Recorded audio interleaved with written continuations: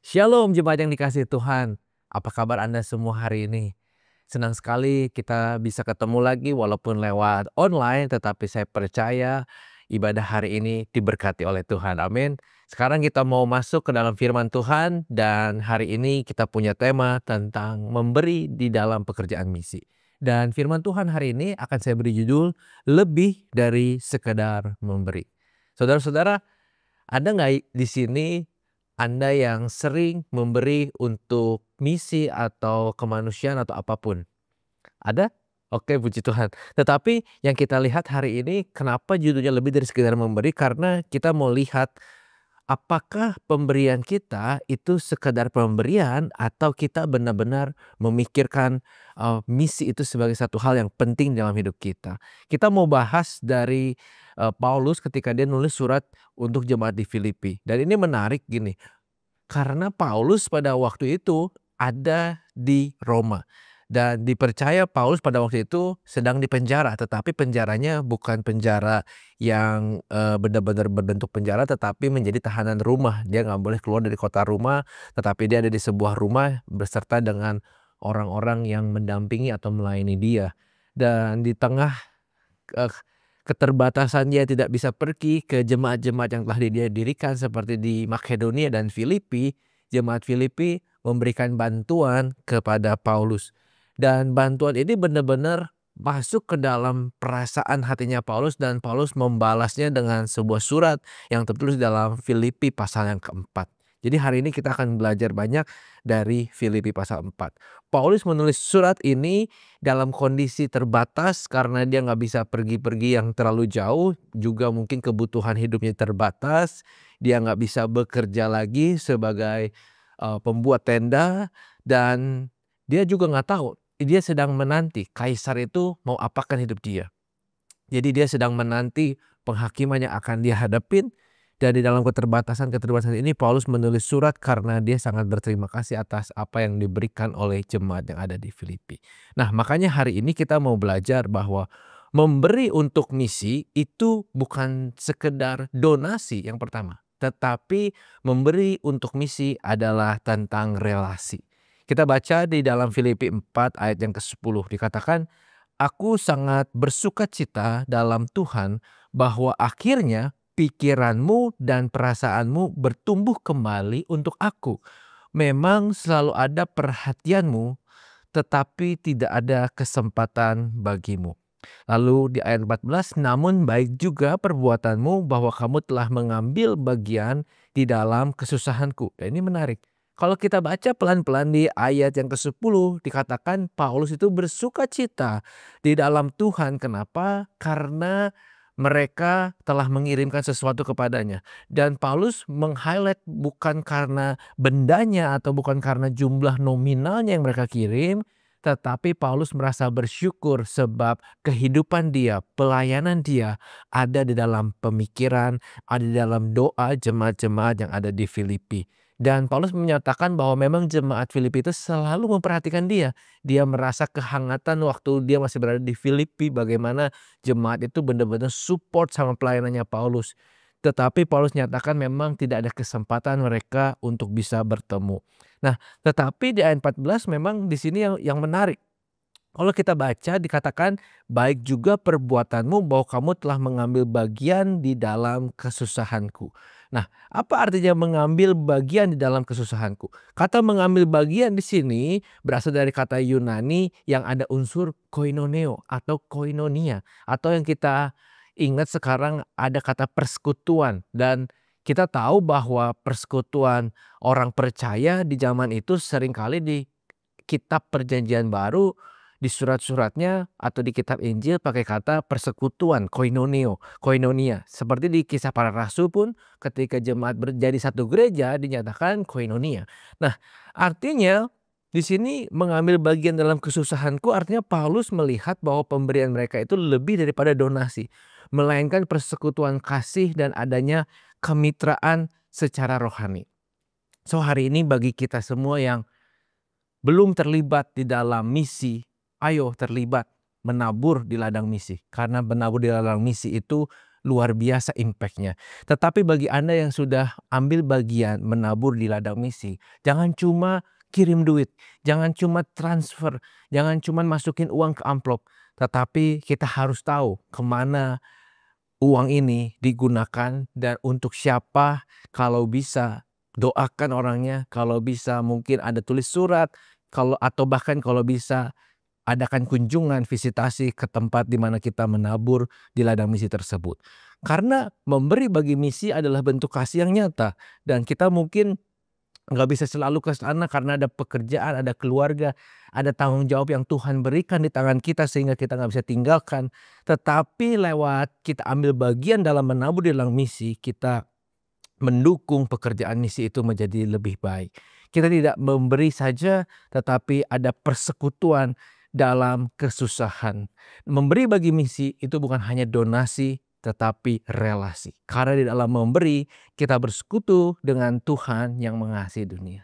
Saya mau cerita gini, di gereja kita, GBI Bethel, itu kita punya yang namanya pelayanan misi berkat.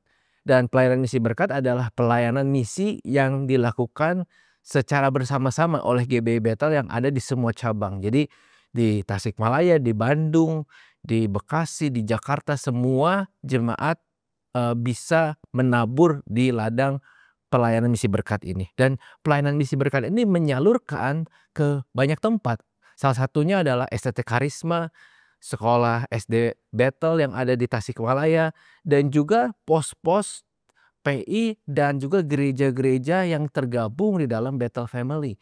Dan di sana menarik kenapa? Karena kita kalau mau bantu misalkan ada gereja di Jawa Tengah atau di Nias atau di tempat-tempat yang lain, kita bukan hanya kirim uang saja. Tetapi kita pun mengadakan satu relasi, ada satu komunikasi, ada pertemuan rutin, ada doa bareng, ada pembekalan, pemberian materi untuk hamba-hamba Tuhan yang ada di daerah. Dan ini dilakukan karena kita tahu betapa penting bahwa orang-orang yang ada di ladang Tuhan, mungkin di kota-kota yang lebih kecil, di mana mungkin penghidupan hamba Tuhan di sana tidak begitu baik, mungkin gerejanya juga butuh bantuan. Mereka senang dibantu dengan uang. Mereka senang kita kirim apa yang menjadi kebutuhan mereka.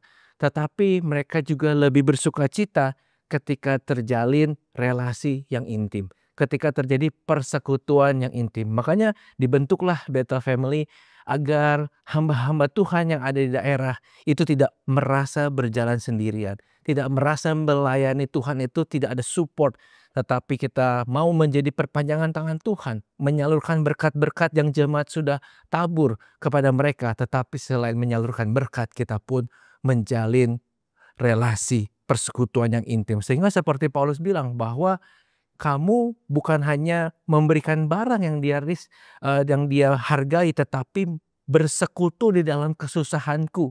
Itu yang benar-benar Paulus rasakan dari pembelian jemaat di Filipi. So hari ini saudara-saudara, ketika kita mau menabur, doakan dulu di mana Tuhan gerakkan Anda untuk menabur. Dan pastikan tempat di mana Anda menabur itu Anda tahu ladang misi mana yang Anda tabur, digunakan untuk apa uangnya. Jadi kita perlu pelajari. Dan ketika kita sudah mau ambil komitmen menabur di satu ladang misi, organisasi, atau misalkan seperti pelayanan misi berkat, Anda pelajari dan Anda bangun komunikasi. Jadi bukan hanya kirim duit, tetapi kita juga mendapatkan update, misalkan pekerjaan Tuhan apa yang sudah dilakukan, sehingga kita pun bisa membawa dalam doa. Dan ketika kita menabur, ada sukacita, karena kita tahu taburan kita itu benar-benar digunakan untuk memajukan pekerjaan Tuhan. Amin. Yang berikutnya adalah Paulus menyatakan memberi bagi misi itu bukan sekedar nominal, tetapi masalah buah. Nah di Filipi 4 ayat 15 dikatakan begini, kamu sendiri tahu, hai orang-orang Filipi, pada waktu aku baru mulai mengabarkan Injil ketika aku berangkat dari Makedonia, tidak ada satu jemaat pun yang mengadakan perhitungan utang piutang dengan aku selain daripada kamu. Jadi memang jemaat Filipi ini jemaat yang tahu caranya menghargai pekerjaan rasul, yaitu pekerjaan Paulus. Jadi dia mengadakan hutang piutang itu artinya ketika Paulus memberi pengajaran, dia tahu caranya bagaimana membalaskannya dengan baik. Jemaat Filipi berusaha menyiapkan segala kebutuhan hidup Paulus. Jemaat di Filipi berusaha mencukupkan segala keperluannya. Atau mungkin kita kenal di hari ini, berusaha menghospitality Paulus dengan baik. Berusaha merawat Paulus dengan baik agar Paulus tuh nggak kekurangan makanan, bisa punya tempat tidur yang layak. Dan di dalam perjalanan berikutnya punya bekal untuk melakukan perjalanan misi tersebut. Dan itu yang Paulus katakan di surat ini, bahwa jemaat Filipi memang luar biasa. Dia yang punya inisiatif untuk melakukan itu. Dikatakan karena di Tesalonika pun kamu telah 1-2 kali mengirimkan bantuan kepadaku. Tetapi, ini yang Paulus bilang di ayat 17. Tetapi yang kuutamakan bukanlah pemberian itu. Jadi bukanlah jumlahnya, bukanlah apa yang dikasih itu. Bukan seberapa nominal nilai pemberian itu. Tetapi kita lihat apa yang Paulus garis bawahi, melainkan buahnya yang makin memperbesar keuntunganmu. Kini aku telah menerima semua yang perlu daripadamu, ayat 18, malahan lebih daripada itu, aku berkelimpahan karena aku telah menerima kirimanmu dari Epaphroditus, suatu persembahan yang harum, suatu korban yang disukai dan yang berkenan kepada Allah. So hari ini di poin kedua ini kita mau bahas gini, memberi bagi misi bukan masalah berapa uang yang Anda tabur, jumlahnya tidak, tetapi itu adalah bentuk dari buah apa? Buah iman kita kepada Tuhan. Karena saya percaya gini, Paulus tidak fokus pada jumlahnya, tetapi dia melihat buah dari iman jemaat-jemaat di Filipi yang sudah growth, yang sudah bertumbuh. Kenapa? Karena Tuhan itu benar-benar gak fokus selalu ngeliat nominal. Sebab kalau kita lihat dalam perumpamaan yang Yesus ajarkan sendiri, Tuhan itu melihat nominal atau angka atau uang itu sebagai hal yang kecil. Makanya kalau kita lihat perumpamaan tentang talenta, Tuhan bilang itu yang punya 1, punya 2, punya 5 talenta disebut perkara kecil. Jadi nggak ada bedanya di hadapan Tuhan tentang nominal uang itu, nominal emas atau apapun. Tetapi yang Tuhan lihat adalah buah, yaitu kedewasaan rohani. Orang yang benar-benar merasa cukup karena hidupnya ada bergantung di dalam Kristus. Satu hal yang kita lihat, mungkin teringat seorang janda, ini kisah asli, ini bukan perumpamaan yang tercatat di dalam Injil Markus, di mana Yesus waktu itu duduk di bait Allah dan dia melihat kotak persembahan, di mana orang itu bawa persembahan untuk masuk dan datang ke bait Allah mempersembahkan yang terbaik kepada Tuhan. Ada banyak orang kaya datang dengan persembahan yang besar, tetapi Yesus ajar para muridnya suruh memperhatikan janda yang miskin, yang hanya punya mungkin 2 peser atau kita bisa sebut 2 keping koin gitu. Dia cuma punya 2 itu saja, nggak ada yang lain. Dan dia kasih semuanya buat Tuhan. Dan itu yang membuat Yesus itu hatinya bersukacita, dan dia ajar kepada orang-orang yang lain bahwa dia memberi lebih daripada semua orang yang lain. Sebab yang lain memberi dalam kelimpahannya, tetapi janda itu memberi di dalam kekurangannya. Nah, mungkin ada penafsiran karena ini adalah persembahan yang harum dibawa oleh Epaphroditus, ini persembahan yang besar, yang nilainya gede banget.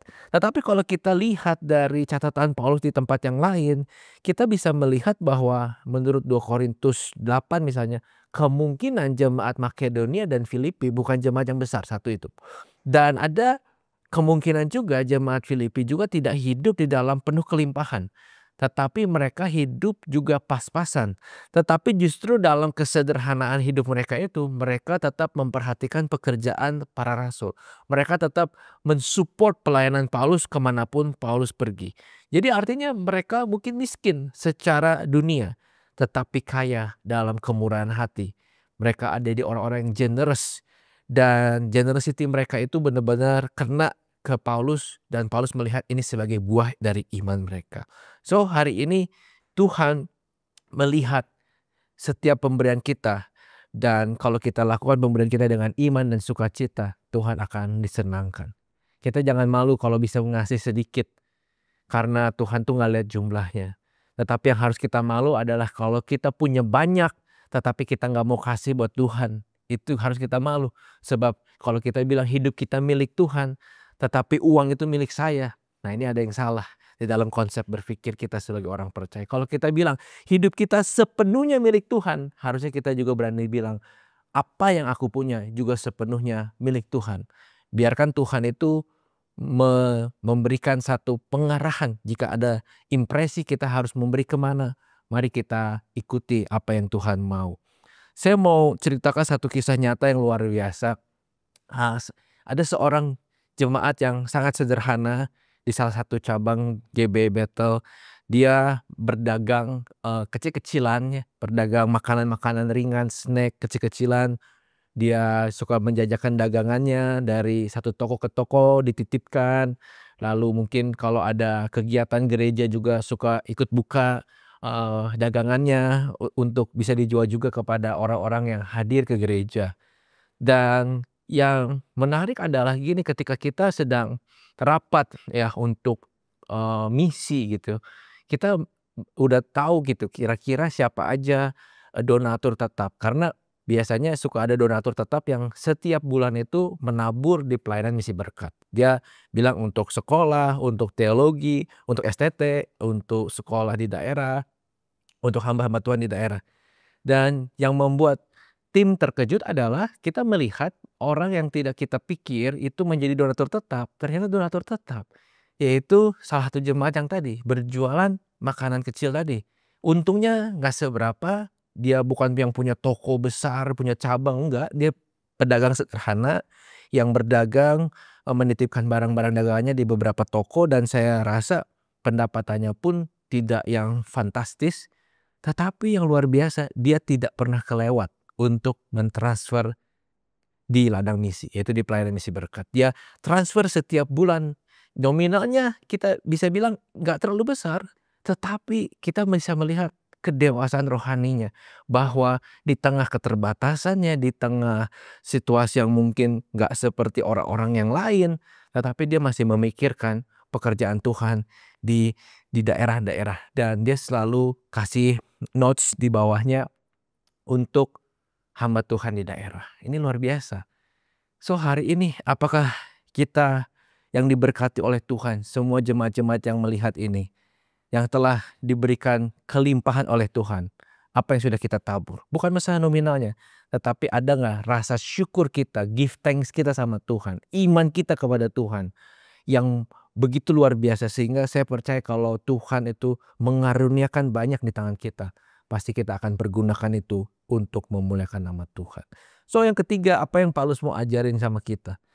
Paulus nyatakan memberi bagi misi itu bukan sekedar memberi, tetapi menabur. Nah ini menarik. Memberi bagi misi bukan sekedar memberi, tetapi adalah menabur. Filipi 4 ayat 18. Kita baca sekali lagi ayat 18 lalu ayat 19 dan 20. Kini aku telah menerima semua yang perlu daripadamu. Malahan lebih daripada itu aku berkelimpahan. Karena aku telah menerima kirimanmu dari Epafroditus, suatu persembahan yang harum, suatu korban yang disukai dan yang berkenan kepada Allah. Allahku akan memenuhi segala keperluanmu menurut kekayaan dan kemuliaannya dalam Kristus Yesus. Dimuliakanlah Allah dan Bapa kita selama-lamanya. Amin. Hari ini kalau kita lihat tadi di ayat 19 dinyatakan Allahku akan memenuhi segala keperluanmu menurut kekayaan dan kemuliaannya di dalam Kristus Yesus. Artinya apa? Paulus sudah melihat bahwa buah dari iman mereka bisa jadi orang yang generous di tengah keterbatasannya, tetap memikirkan, tetap mau ambil bagian dalam kesusahan Paulus, dan taburan mereka itu dianggap sebagai satu benih yang akan mereka tuai dan akan mereka dapatkan juga pemeliharaan dari Tuhan. Paulus menggambarkan pemberian itu sebagai persembahan yang harum. Ini adalah istilah ibadah, di mana ketika kita beribadah, dulu orang-orang Yahudi itu pasti memberikan korban bakaran. Dan korban ini apa yang sudah mereka tabur untuk mensupport pelayanan Paulus itu adalah korban yang berkenan kepada Allah. Dan Tuhan yang berjanji, Allahku akan memenuhi segala keperluanmu. Jadi bukan masalah kekayaan materi, tetapi ini masalah pemeliharaan ilahi. Dan Paulus tahu bahwa siapapun yang menabur di ladang Tuhan, siapapun yang menabur untuk pekerjaan misi, tidak akan pernah kekurangan. So hari ini kita tahu bahwa menabur di ladang misi adalah sesuatu yang subur. Sebab ketika kita menabur untuk ladang misi, kita nggak pernah tahu apa yang akan dituai oleh generasi berikutnya, apa yang akan dituai di hari-hari ke depan. Sebab selama kita menabur pasti akan menuai. Dan Paulus katakan menuainya bukan hanya untuk orang-orang yang ditabur saja, tetapi bagi para penaburnya pun akan menuai. Sebab Paulus nyatakan Allah akan memenuhi segala keperluanmu menurut kekayaan dan kemuliaannya di dalam Kristus Yesus. So sekali lagi, jangan berpikir ini adalah prosperity gospel. No, tetapi ini adalah tabur tuai. Dan ketika kita menabur apalagi di ladang misi, Tuhan yang menjanjikan bahwa hidup kita akan dipelihara Tuhan. Dan sebelum Tuhan berjanji, sebenarnya kita pun sudah berserah penuh kepada Tuhan. Sehingga kita bisa mencukupkan diri dengan berkat yang Tuhan berikan. Dan kita punya pengaturan keuangan yang baik sehingga kita menyisihkan untuk perpuluhan, kita menyisihkan untuk misi, kita menyisihkan untuk masa depan kita dan menggunakan uang secukupnya untuk hari ini. Sehingga orang yang bisa mengatur keuangannya dengan baik, maka Tuhan pasti akan limpahkan berkat kepada orang tersebut. So hari ini pastikan hidup kita bebas dari hutang, hidup kita bisa atur keuangan dengan baik. Karena saya percaya, saya pernah sampaikan firman Tuhan, berkat Tuhan itu pasti cukup untuk biaya hidup, tapi nggak akan pernah cukup untuk gaya hidup. So hari ini kalau Tuhan berkati kita sebanyak apapun, kalau kita tidak bisa mengatur keuangan kita dengan baik, tidak bisa membatasi gaya hidup kita, maka tidak akan ada sisanya untuk kita tabur. Jangankan untuk kita tabur di ladang misi, mungkin kita pun nggak bisa kembalikan perpuluhan yang seharusnya menjadi standar minimal kita sebagai orang percaya. Tetapi saya melihat seperti jemaat di Filipi yang Paulus nyatakan, jemaat yang benar-benar punya buah yang luar biasa dari iman mereka yang menabur di pekerjaan Tuhan. So hari ini mari kita ambil bagian untuk menabur pada pekerjaan Tuhan, karena apa yang kita tabur pasti kita akan menuai dengan sukacita. Satu cerita lagi sebelum menutup ibadah hari ini, saya ingat di gereja kita khususnya di Kota Bandung itu ada satu program yang namanya Orang Tua Asuh. Orang Tua Asuh ini program dari Komisi Diakonia, dan saya rasa ini adalah program yang baik. Ada anak-anak jemaat atau mahasiswa dari STT Karisma itu yang membutuhkan biaya pendidikan, dan mereka mungkin dilihat prestasinya, dilihat keseriusan dalam pendidikannya. Jika memang mereka punya potensi tetapi tidak punya biaya, maka akan dicarikan donatur yang mau menjadi orang tua asuh mereka. Dan ketika kami menjalankan ini, kita bisa melihat ada satu testimoni yang luar biasa dari donatur.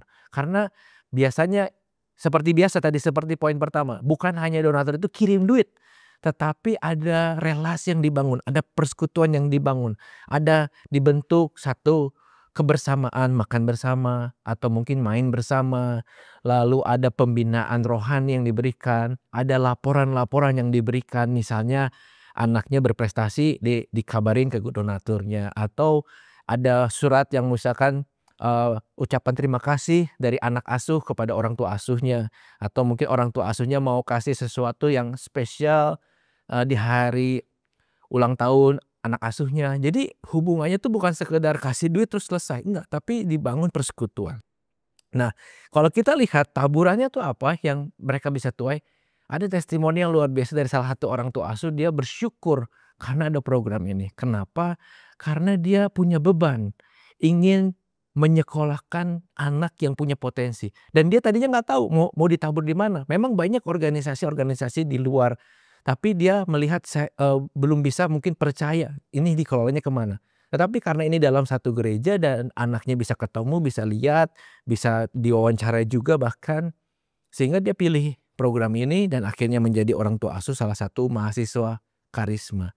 Dan ternyata mahasiswa ini lulus dengan nilai terbaik dan menjadi salah satu lulusan terbaik di STT Karisma, dan ini membuat dia bersukacita. Sehingga dia benar-benar bersukacita karena apa yang dia tabur itu jadi satu, masa depan yang luar biasa untuk anak itu. Anak ini bisa sekolah sampai lulus dan setelah lulus dia bisa melayani di tempat, di kota di mana Tuhan utus dia, dan saya percaya gini, ketika dia menabur, dia nggak pernah tahu anak ini akan jadi hamba Tuhan yang luar biasa, dan ketika anak ini jadi hamba Tuhan yang luar biasa, berkat itu sudah dirasakan. Nah, tapi bukan hanya itu, ternyata dalam proses dia menjadi orang tua asuh pun banyak berkat-berkat yang datang ke usahanya dia. Ada percepatan-percepatan yang dia nggak pernah pikir, tiba-tiba dikasih promosi ilahi. Dan saya rasa ini bukan satu kebetulan, tetapi orang yang menabur dengan generous, maka hidupnya akan dilimpahkan berkat. Sehingga dia bisa atur lagi berkat itu untuk ditabur dengan lebih banyak lagi. So hari ini kesimpulannya gini, memberi bagi misi itu bukan sekedar donasi, tetapi membangun relasi. Bangun persekutuan dengan misi yang kita tabur. Jangan hanya sekedar kirim uang. Berdoalah untuk mereka. Bangun komunikasi untuk mereka.